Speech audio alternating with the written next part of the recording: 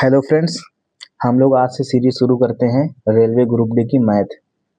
इस सीरीज में हम लोग प्रैक्टिस सेट को सॉल्व करेंगे। रेलवे ग्रुप डी में जो भी पिछले साल में अब तक पेपर में आए हुए क्वेश्चंस हैं या फिर जो एक्सपेक्टेड क्वेश्चंस हैं उनको हम लोग सॉल्व करने वाले हैं और ये सीरीज लगातार चलेगी। आप अपना सपोर्ट दीजिएगा, मैं इसको कंटिन्यू जरूर करूँगा।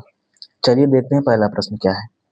लिखा है 15,000 रुपए का सामान बेचने पर रामू को 3,000 रुपए का लाभ होता है। उसका लाभ प्रतिशत कितना होगा? तो आसान सा सवाल है। शुरुआत हम लोग छोटे सवालों से करते हैं, धीरे धीरे जैसे जैसे आगे की ओर बढ़ेंगे तो क्वेश्चनों की कठिनता मिलती जाएगी। तो देखते हैं पहला प्रश्न। लिखा है रामू को 3,000 रुपए का लाभ मिलता है, तो यानी लाभ दिया है 3,000 रुपए। अब 15,000 में सामान बेची गई है तो उसका लाभ प्रतिशत कितना होगा? तो लाभ परसेंट बराबर क्या होता है? हम लोग पहले थोड़ा सा सूत्र देख लेते हैं। लाभ परसेंट बराबर क्या होता है? ये होता है लाभ गुणे 100 बटे क्रय मूल्य बटे क्रय मूल्य। यानी हमें लाभ परसेंट जब भी निकालना तो हमें क्रय मूल्य पता करना पड़ेगा। अब क्रय मूल्य नहीं पता, यहाँ पे 15,000 में सामान बेची गई, मतलब ये 15,000 विक्रय मूल्य है। 3,000 ये क्या है? लाभ है। तो हम लोग जानते हैं कि लाभ बराबर क्या होता है? जब लाभ होता है हमें तब होता है जब विक्रय मूल्य से क्रय मूल्य कम हो। मतलब लाभ बराबर विक्रय मूल्य माइनस क्रय मूल्य, ये हमारा लाभ का सूत्र होता है। ठीक है, तो लाभ हुआ 3,000 का, विक्रय मूल्य है 15,000। तो यानी यहाँ से अगर हम लोग हल करेंगे पूरा तो क्रय मूल्य कितना आ जाएगा? इसको हम लोग कॉस्ट प्राइस कहते हैं, वो सीधा सीधा 12,000 आएगा। सीधा सी बात है, 15,000 में सामान बेची गई है, 3,000 रुपए का लाभ हुआ है, मतलब 12,000 हमने खरीदा था 12,000 में। तो अब लाभ परसेंट आराम से निकाल सकते हो। लाभ परसेंट बराबर लाभ जो कि 3,000 है गुणे 100 बटे क्रय मूल्य। क्रय मूल्य कितना आया? 12,000। इसमें आप रखिए 15,000 विक्रय मूल्य रखिए, लाभ की जगह 3,000 रखेंगे तो हमें क्रय मूल्य आसानी से आ जाएगा। तो यहाँ से 3 जीरो, 2 जीरो इकट्ठा, 1 जीरो इकट्ठा, 3 एकम 3, 3 चौक 12, ऊपर आया 100, 100 बटे 4, 100 बटे 4 मतलब 25%। तो यहाँ पर 25% इस क्वेश्चन का आंसर हो गया। ठीक है, अब बढ़ते हैं अगले प्रश्न पर।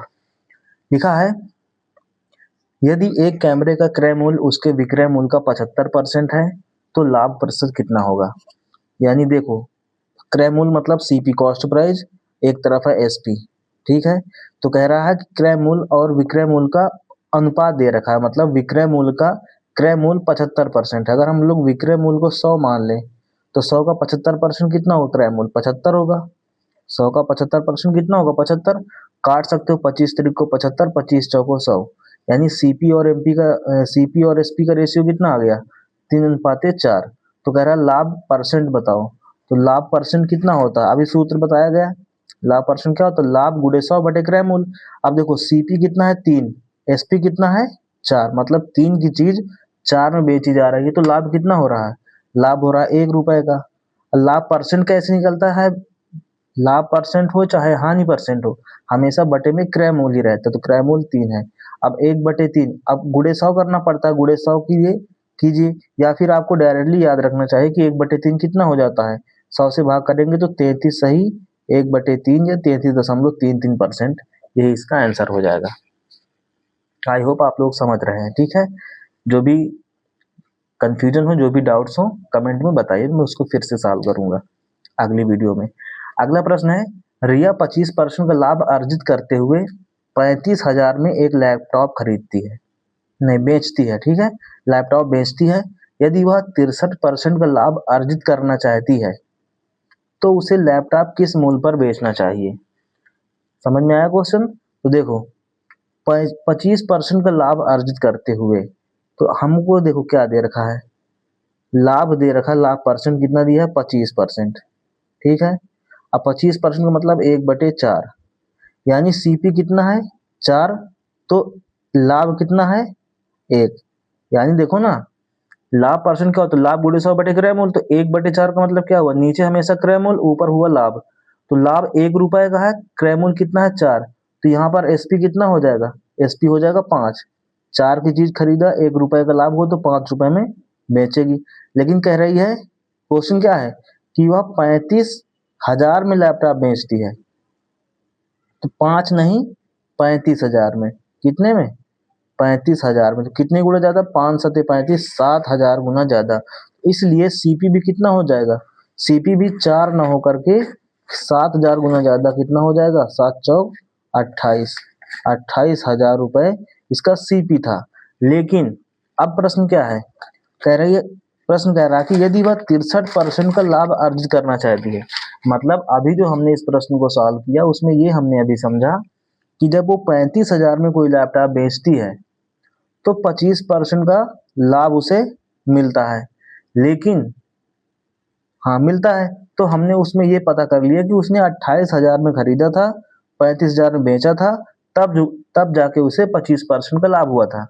लेकिन प्रश्न है कि अगर उसे 63% का लाभ अर्जित करना हो तो फिर किस मूल्य पर उसे बेचना होगा। तो देखिए हमको क्रय मूल्य पता हो ही चुका है, अब 63% का लाभ करना है तो क्या करेंगे, 28,000 है गुणे विक्रय मूल्य 63% के लाभ पर बेचना है, तो 163, 28,000 का 163 बटे 100, यानी 28,000 का खरीदा है उस पर 63% का लाभ चाहिए, मतलब 163 बटे 100।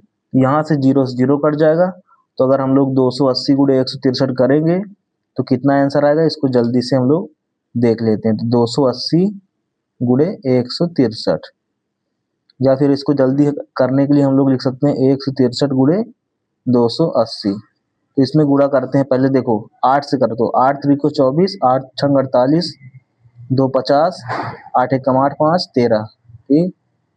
फिर 2 से करो, 2 तिहाई 6, 2 छक्का 12, 2 एकम 2 1 3, 4 6 5 4, ठीक। अब जीरो है, जीरो आ जाएगा, 45,640। लेकिन यहाँ पर ऑप्शन कोई भी मैच नहीं कर रहा है। एक बार फिर से सवाल पढ़ते हैं। 25% का लाभ अर्जित करते हुए 35,000 में एक लैपटॉप बेचती है। यदि वह 63% का लाभ अर्जित करना चाहती थी तो उसे लैपटॉप किस मूल्य पर बेचना चाहिए था। एक बार फिर से देखेंगे, 25% का मतलब होता है 1/4, 4 की चीज 5 में बेच दिया, मतलब 5 नहीं कह रहा, 35,000 है तो 7,000 गुना, तो 7 चौक 28, 28,000 में खरीदा है। अब उस पर 63% का लाभ चाहती है तो कितने में बेचेगी, तो गुणे 163 बटे 100 करेंगे, तो गुणा करेंगे तो कितना आएगा, 280 गुणे 163 करेंगे तो कितना आएगा, 45,400, 640 ही आएगा। इसका यही आंसर होगा। हो सकता है यहाँ पे ऑप्शन हमने गलत लिख लिया हो, तो आंसर इसका यही हो जाएगा। फिर भी एक बार आप चेक कर लीजिए, गुणा करके देख सकते हैं। तो इसका आंसर सही हुआ, ठीक है। यहाँ पे ऑप्शन हो सकता है हमने गलत लिख लिया, या फिर यहाँ पर जो हमने डाटा लिखा वो भी गलत हो सकता है। फिर भी कोई डाउट हो तो बताइएगा, मैं उसको फिर से हल करूंगा। अगला प्रश्न देखो, 16 वस्तुओं का क्रय मूल्य 18 वस्तुओं के विक्रय मूल्य के बराबर है, लेन देन में हानि परसेंट ज्ञात कीजिए। तो आसान सवाल है, लिखा 16 वस्तुओं का क्रय मूल्य, मतलब 16 वस्तुओं का सीपी किसके बराबर है, 18 वस्तुओं के एसपी के बराबर। तो यहाँ से निकालेंगे, चाहो तो काट दो, 2 अट्ठे 16, 2 नहीं 18, यानी 8 सीपी बराबर आ गया 9 एसपी के। अब यहाँ पे देखो, सीपी कितना हो गया 9, एसपी कितना हो गया 8। ऐसी कंडीशन, जब इस कंडीशन का सवाल बन जाए, मतलब 8 या फिर इतना सीपी इज इक्वल टू इतना एसपी, तो इधर वाला सीपी उधर वाले नंबर के बराबर, एसपी इधर वाले नंबर के बराबर हो जाता है, यानी रेशियो हो जाता नहीं, एग्जैक्टली नहीं होता, वो रेशियो में होता है। तो कह रहा है कि हानि परसेंट ज्ञात करो। सीपी है 9, एसपी है 8, 9 की चीज खरीदा 8 में बेच दिए तो हानि ही तो हुई। तो हानि की बात की जाए तो हानि परसेंट कितनी होगी, तो हानि परसेंट क्या होता है, हानि गुणे 100, हानि गुणे 100 बटे में हमेशा क्रय मूल्य होगा, चाहे लाभ परसेंट हो चाहे हानि परसेंट हो।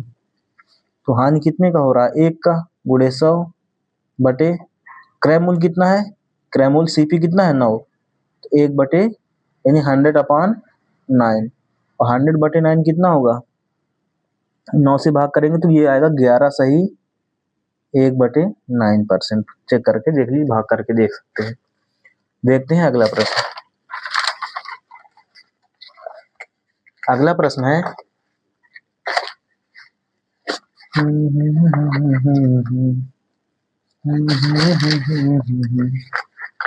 देखो अगला प्रश्न है, थोड़ा से एक सेकेंड।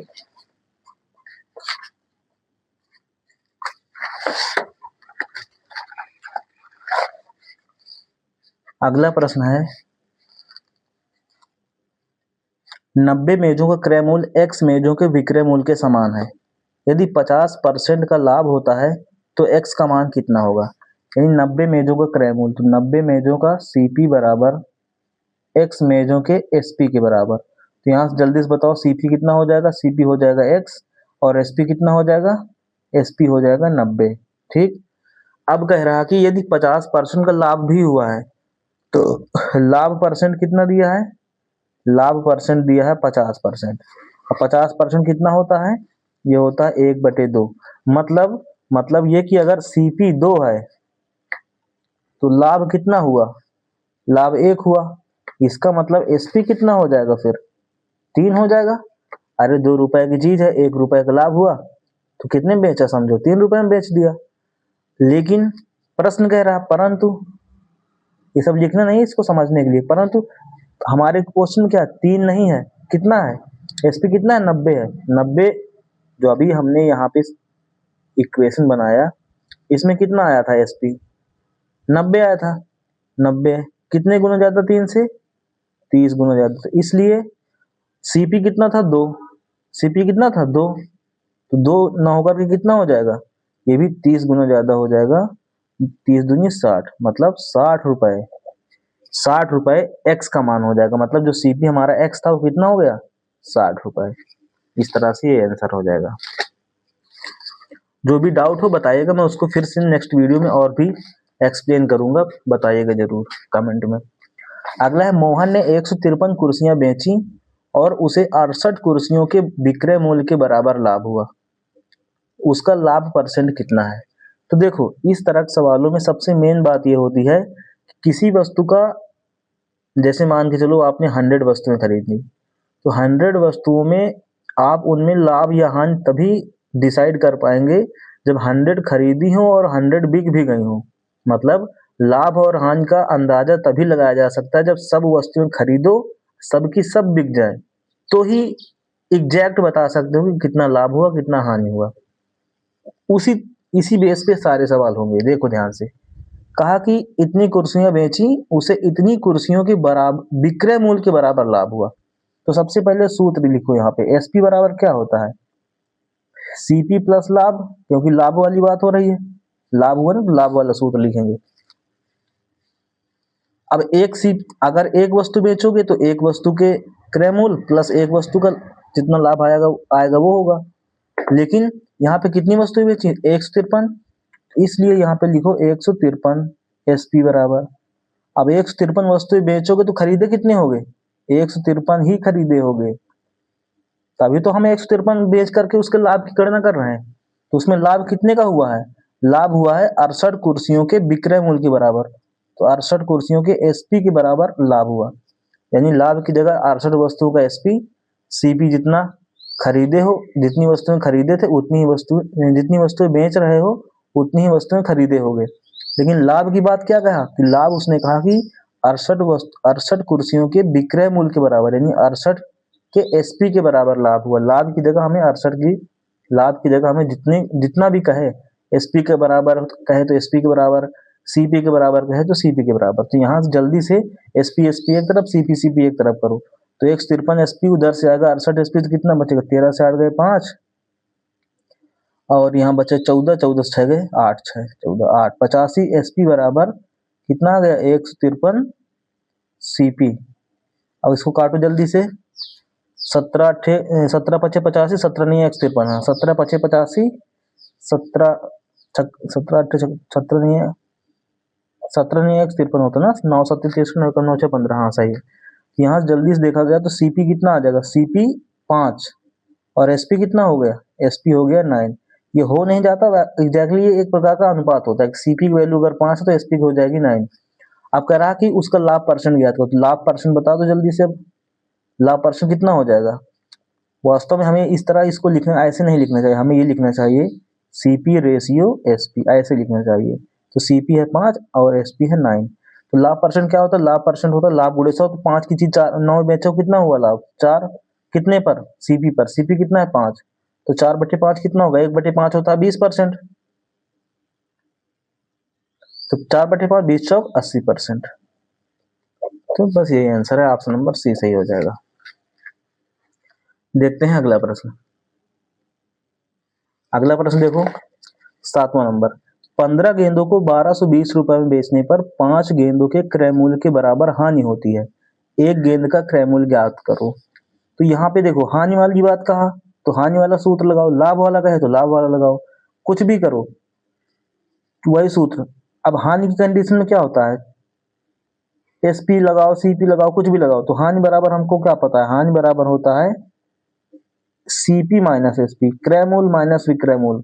क्रय मूल्य जब खरीदा ज्यादा होगा, बेचा कम में होगा, तभी हमें हानि होती है। तो कितना, अब कितनी कितनी वस्तुएं खरीदे हो, 15 गेंदों को, तो 15 गेंदों तो बेचने पर 5 गेंदों के क्रय मूल्य के बराबर हानि, तो 5 गेंदों के हानि की जगह क्या लिखेंगे, 5 सीपी बराबर सीपी, तो सीपी है 15 गेंद बेचोगे तो 15 ही खरीदोगे, तो यहाँ भी 15 सीपी माइनस 15 एसपी करो। यहाँ पे 5 सीपी क्यों किया, क्योंकि बोला है कि 5 गेंदों के क्रय मूल्य के बराबर हानि हुई है। और यहाँ पे 15-15 क्यों किया, क्योंकि कह रहा है 15 गेंदों को बेचने पर, अब कितने बेचे वो अलग बात है, 15 गेंदों को ही बेचा गया है, तो हमें 15 बेचना है, तो 15 खरीदना भी रहा करेगा। जितना बेचे हो उतना खरीदे होगे, तभी हम हानि या लाभ का डिसीजन ले पाएंगे। देखिए अब सीपी वाले एक तरफ, एसपी वाले एक तरफ, तो यहां से आ जाएगा 15 एसपी बराबर 15 में 5 गया 10 सीपी। तो यहाँ और काट सकते हो तो काट दो, सीपी अनुपात एसपी कितना हो गया, एसपी हो गया एसपी हो गया 10, सीपी हो गया 15। ठीक, काट सकते हो तो काट लो, कोई दिक्कत नहीं, 5 3 15, 5 दूनी 10। अब देखो क्या हुआ, तो ठीक, लेकिन कह रहा 15 गेंदों को इतने रुपए में बेचने पर 15 गेंदों का जो विक्रय मूल्य है, देखो यहाँ से जो यहाँ पर की इक्वेशन देखो, यहाँ पर से क्या बात समझ में आई कि 15 गेंदों को जितने में बेचा गया है उतने में ही 10 गेंदों को खरीदा गया है, यानी जितना 15 गेंदों का विक्रय मूल्य है उतना ही 10 गेंदों का क्रय मूल्य हुआ। तो यहाँ से कह दो 10 सीपी की जो वैल्यू है कितने के बराबर, 1220 के बराबर है। तो एक सीपी की वैल्यू कितनी हो जाएगी, 122 के बराबर हो जाएगी, यानी एक गेंद कितने में खरीदा होगा, एक गेंद का क्रय मूल्य कितना रहा होगा, 122 रुपए। ठीक, बढ़ते हैं अगले प्रश्न पर। यदि कुल वस्तुओं का 80% 20% के लाभ पर बेचा जाता है और शेष वस्तुओं को 30% की हानि पर बेचा जाता है, तो कुल लाभ कितना प्रतिशत होगा। देखो कुल वस्तुएं मान लेते हैं 100 है, ठीक, उन्हें कुल वस्तुओं का 80%, तो कुल वस्तुओं का 80% मतलब 80 वस्तुएं, फिर इनको 20% लाभ पर बेचो, और शेष वस्तुएं, शेष कितनी बची 20 वस्तुएं, 20 को 30% की हानि पर बेचो। देखते हैं, देखो लाभ कितने का हुआ, 20% का लाभ यानी 1/5 है ना, तो 16 रुपए का लाभ हुआ, तो ये क्या हुआ लाभ, लाभ कितने का हुआ 16 का। अब यहाँ पे 30% की हानि है, तो 20 का 30% की हानि मतलब 30/100, इतने की हानि, तो 6 रुपए की हानि हुई। तो क्या कहा है, कुल कुल लाभ परसेंट कितना होगा, तो 16 लाभ 6 की हानि, ओवरऑल लाभ ही तो हुआ, लाभ बराबर कितना हुआ 10, कितने पर 100 पर, 10/100, परसेंट पूछा ना, गुणे 100, तो कितना आ गया 10%, 10% का लाभ हुआ ओवरऑल परसेंटेज में। अगला प्रश्न, ए बी को 30% के लाभ पर, क्या प्रश्न है, ए बी को 30% के लाभ पर एक साइकिल बेचता है और बी उसे 10% के लाभ पर सी को बेचता है। सी, यदि सी उस साइकिल के लिए 1287 रुपए का भुगतान करता है, तो ए के लिए साइकिल का क्रय मूल्य कितना था। देखिए सबसे पहले सीपी एसपी, ये सीपी एसपी का रेशियो है, ए ने बी को बेचा, बी ने सी को बेचा, तो यहाँ से आओ, ए अनुपाते बी। ए ने बी को क्या बेचा? ए ने बी को 30% के लाभ पर साइकिल बेचा। 30% का मतलब 10 की चीज है तो 13 में बेच दिया। अरे 30% का मतलब क्या हुआ? 3/10। 10 की चीज 3 का लाभ तो 13 में बेचा, वही चीज। अब बी ने क्या किया? बी अनुपात सी। बी ने क्या किया? 10% लाभ पर सी को बेचा। 10% का मतलब 1/10। 1/10 तो 10 की चीज कितने बेच दिया? 11 में बेच दिया। तो अब देखो यहाँ पर से हमेशा जब ये समझो बी से बी कटा, ठीक है, तो यहाँ पर जो लास्ट इक्वेशन, जो लास्ट अनुपात आएगा वो ए अनुपात सी का आएगा। ये अनुपात और समानुपात में पाया जाता है, इसको ध्यान रखिएगा। ए बी बी सी, तो यहाँ पे लास्ट में जो बचेगा पहला और अंतिम वाले को बचता है, तो ए सी। अब चाहो तो काट सकते हो, कटता तो काट देते, कटता कुछ नहीं रहा। तो 10 दाम में 100 और 13 एकम 13, 13 एकम 13, 14, 143। यानी अगर ए ने 100 में चीज खरीदी है तो सी को 143 में, मतलब ए ने 100 में बेची होगी तो सी को 143 की मिली होगी। लेकिन सी ने उस साइकिल के लिए इतने रुपए का भुगतान किया, परंतु सी ने 143 में नहीं, कितने में भुगतान किया है? 1287 में भुगतान किया है। इसलिए कितने गुना ज्यादा? तो इसके लिए हम लोग क्या करेंगे? 1287 भागे 143 गुना ज्यादा। इसलिए जो ए ने खरीदा होगा 100 में नहीं खरीदा होगा, ए ने खरीदा 100 में नहीं, वो भी इतने ही गुना ज्यादा, 1287/143।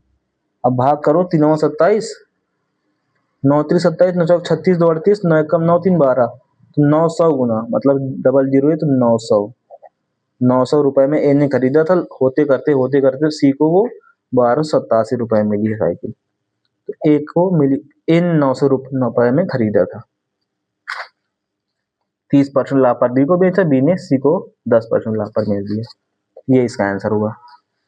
अगला प्रश्न देखो, केतन ने एक शर्ट खरीदी और उसे महेश को 5% लाभ पर बेच दी। तो वही क्वेश्चन है, एक तरफ सीपी एक तरफ एसपी। तो केतन अनुपात किसको बेचा? उसने महेश को। केतन ने महेश को बेचा, फिर महेश ने डेविड को बेचा। तो महेश ने डेविड को बेचा, हानि पर बेचा हो चाहे लाभ पर बेचा हो, रेशियो बनता रहेगा। देखो, शर्ट खरीदी और उसे महेश को 5% के लाभ पर, तो 5% कितना हो जाएगा? 1/20। यानी केतन ने खरीदा होगा 20 में, तो बेच दिया 1 रुपए के लाभ पर, मतलब 5% लाभ पर 21 रुपए में। फिर महेश ने उसे डेविड को 24% के लाभ पर बेच दिया, हानि पर बेचा। तो अगर महेश ने 100 में मान लो खरीदा, तो 24 रुपए की हानि का मतलब क्या हुआ? उसने 76 बेच दिया उसको, डेविड को। तो कह रहा कि तो केतन द्वारा खरीदी गई शर्ट का क्रय, और डेविड ने इतने रुपए का भुगतान किया है। तो यहां से देख लो, केतन अनुपात डेविड का अनुपात आ जाएगा। थोड़ा कट सकता है तो काट लो इसे। 2 दाम में 20, 2 तिहाई 6, 2 अट्ठे 16। चलो 1000 इधर हो जाएगा अनुपाते, एक 38 एकम 38 की 8, 38 दूनी 76, 76 3 81, 76 3 79, 798। बट उसने 798 में डी ने कितने में खरीदा है? इतने में। परंतु डी ने क्या करा? 3990 में खरीदा है। इससे कितने गुना ज्यादा? 3990/798 गुना ज्यादा। तो इसलिए ये भी 1000 वैल्यू, जो 1000 की जो केतन ने खरीदा, वो 1000 में नहीं खरीदा है। कितने में खरीदा है? 3990/798 गुणे 1000। काटो इसको।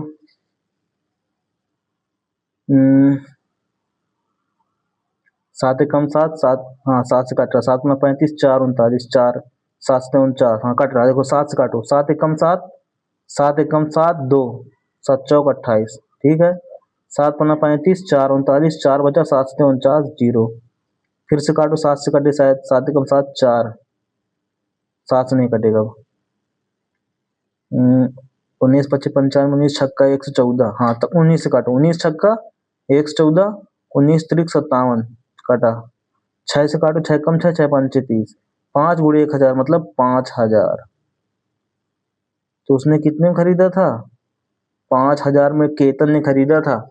महेश को तो लाभ पर बेच दिया, लेकिन महेश ने उसको 24% की हानि पर बेचा डेविड को, तो उसको 3,990 की पड़ी थी, लेकिन शुरुआती रेट कितने खरीदा था? 5,000 में खरीदा था। ये इस क्वेश्चन का आंसर हो जाएगा। बढ़ते हैं अगले प्रश्न पर। अगला प्रश्न, गिल एक ही मूल्य पर दो देता है, ठीक। एक में वह 22% का लाभ और दूसरे पर उसे 22% की हानि होती है। गिल का लाभ या हानि परसेंट, जब भी ऐसा सवाल आ जाए कि दो वस्तुएं बेची जाती हैं, एक आती है या फिर दो वस्तुएं एक ही मूल्य पर खरीदी जाती हैं, एक पर लाभ होता है, एक पर उसे सेम परसेंट की हानि होती है, तो इसका हानि होती है। क्या होती है? हमेशा हानि होती है, इसको हमेशा ध्यान रखेंगे। तो इसमें हमेशा हानि होती है, और हानि परसेंट कितना होता है? उन्हीं जितने परसेंट में बेचा खरीदा उतने उतने लाभ उतने 100। तो इसमें करोगे तो 22,480 बटे 100 दशमलव यहाँ पे, तो इतने परसेंट की हमेशा एक ही वस्तु के दो भी हों, अलग एक रेट पे खरीद रहे, एक पर उतने ही परसेंट की हानि हो, तो हमेशा हानि होता है। तो क्यों हानि होती है? चाहो तो इसको विस्तार से लोग कर सकते हैं, लेकिन क्यों विस्तार से करें? टाइम विस्तार से करने का नहीं, तो इसको हमेशा ध्यान रखेंगे। जब एक ही वस्तु को दो वस्तुएं एक ही दाम ने अलग अलग एक ही परसेंटेज पर लाभ और हानि पर बेचा है, तो हमेशा हानि होती है। हानि परसेंट वस्तुओं को जितने परसेंटेज पे लाभ या हानि पर बेचा जाए, उतने गुणे उतने बटे 100 करेंगे। अगला प्रश्न, पंकज ने दो बाइक खरीदी। पहली बाइक 24,000 में और दूसरी बाइक 20,000 में। उसने पहली बाइक को 30% की हानि पर बेचा, कुल लाभ होगा। तो देखो, पंकज ने दो बाइक खरीदी है, ठीक है। पंकज ने दो बाइक खरीदी,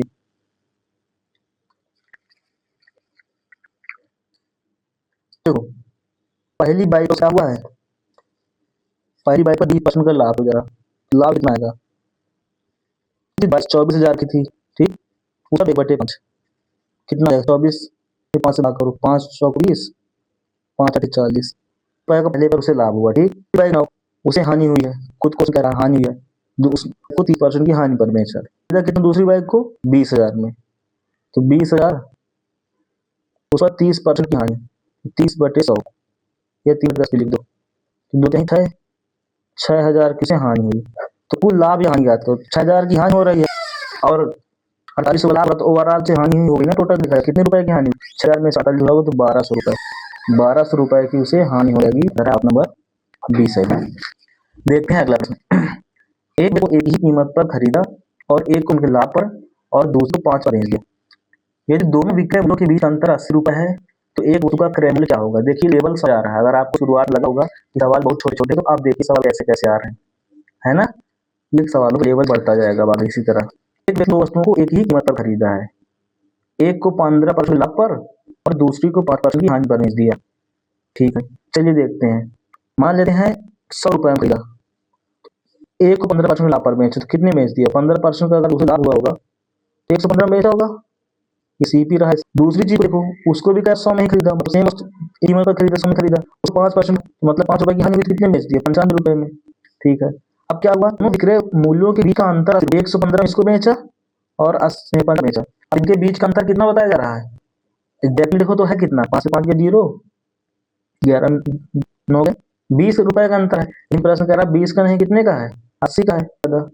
तो एक वस्तु का क्रय मूल्य कितना हो जाएगा? इसलिए खरीदा मूल्य कितना हो जाएगा? 100 ना होकर के 4 गुना ज्यादा, मतलब 400 रुपए हो जाएगा। एक वस्तु का 400, दोनों का 8 हो जाएगा।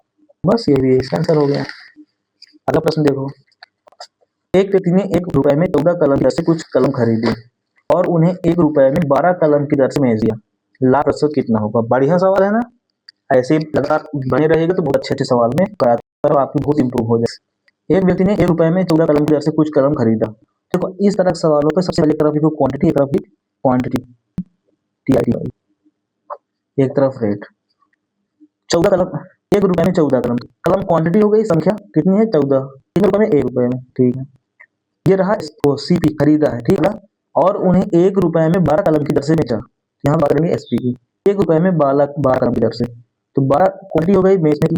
कितने रुपए में? क्वांटिटी कितना है? 1 रुपए में, देखो लिखा है 1 रुपए में, 1 रुपए। लाभ प्रतिशत कितना होगा?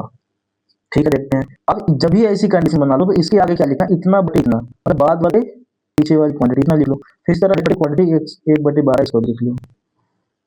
अब सीपी हमें नहीं पता, न एसपी पता है। ये यूं कह दो कि सीपी है, एसपी है 1/12। अब इसको मतलब भिन्न में लिखा, अंत में लिखो। इसके लिए क्या करो? 14 दोनों का एलसीएम में गुणा करो, इसमें भी और इसमें। 12 और 14 का एलसीएम कितना आएगा? देखो 14 कितना होता है? 14 और 12 का एलसीएम आएगा, से 2 होता है 14 गुणे 2 6 12, तो 2 इसमें आ गया, तो उसमें 6 दूनी 82, 84 गुणा इसमें क्या, 84 गुणा इसमें, फिर मेरे को दोनों के से गुणा करना है। 14 छंग 84 6 रुपए, ठीक, 14 छंग 84 6 रुपए हो गया, 12 सत्ते 84 7 रुपए। तो ये एग्जैक्टली याद है कि 6 रुपए में इसको खरीदा है और 7 रुपए की चीज को बेचा क्योंकि देखो इस पे लिखा, शुरुआत में लिख दिया, सीपी इधर शुरू में लिख दिया। अब कह रहा है लाभ परसेंट बताओ, तो अब इसको बच्चा बता देगा लाभ परसेंट कितना है, कितना लाभ, लाभ में से किस पे निकलता है, क्रय मूल्य में निकलता है। छठी चीज खरीद के साथ में 6 रुपए का लाभ, क्रय पर क्रय 1/6 गुणे 100 करो या करो, 1/6 कितना होगा यार, 16.66%। बस इतने रुपए का उसे लाभ हुआ ओवरऑल। आप नंबर डी सही है, हाँ डी वाला सही। बढ़ते हैं अगले ओर। ये है हमारा आज का अंतिम प्रश्न। लगभग हम लोग 15, 10, 15, 20 ऐसे सवाल करेंगे। यदि 20% की हानि पर 160 रुपए में 50 केले बेचे जाते हैं, तो 10% का लाभ अर्जित करने के लिए उसे 1540 रुपए में कितने केले बेचने चाहिए। देखिए इसको, 20% की हानि पर तो हम 160 रुपए में 50 केले बेच गए, तो हमें कुछ नहीं पता इसका क्रय मूल्य कितना। तो मान लेते हैं क्रय मूल्य कितना है, 100 रुपए, मान लिया सीपी 100 रुपए, ठीक। 20% की हानि हुई, तो हानि पर 20% मतलब, हानि का मतलब क्या, 20% की अगर हानि हो गई तो कितने बेचा होगा, 80 रुपए में, 80 रुपए इसका एसपी का। ये एग्जैक्ट नहीं बता रहा है, ये मान के चल रहा है, ठीक है। अब इतनी हो गई, ठीक है। तो 10% का लाभ अर्जित करने के लिए, अब अगर 100 रुपए की चीज खरीदा होगा, 10 अब चाहिए, तो कितना बेचना पड़ेगा, 110 में बेचना चाहिए, ठीक। परसेंट की हानि पर 160 केले बेच गए, लेकिन तेरा 80 रुपए में नहीं, कितने रुपए में बेच गए, 160 रुपए में, 160 ज्यादा 2 गुना ज्यादा, यानी 160 रुपए में 50 केले। इसी तरह यहाँ भी 2 गुना ज्यादा बेचेंगे और 220 केले बेचेंगे, ठीक। 50 केले बेचे जाते हैं, 160 रुपए में 50 केले बेचे जाते हैं। देखिए 160 रुपए में 50 केले बेचे जाते हैं,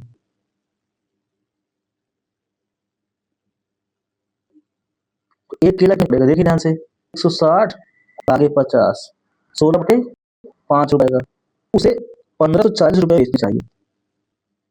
तो 1540 बटे 220 गुणे 5 0 0 का 11 दूनी 11 11 44 2 22 2 सत्ते 14 7 35 35 बटे 16 150। चलिए फ्रेंड्स, इस प्रश्न को मैं कल सॉल्व करूंगा, या फिर आप अगर आपको आता है तो इसका आंसर जरूर बताइएगा, ठीक है। इसका आंसर कितना आएगा आप कमेंट बॉक्स में बताइए, और ऐसी डेली चैनल पे आपको डेली सवाल समझाऊंगा। Thanks for watching, thank you.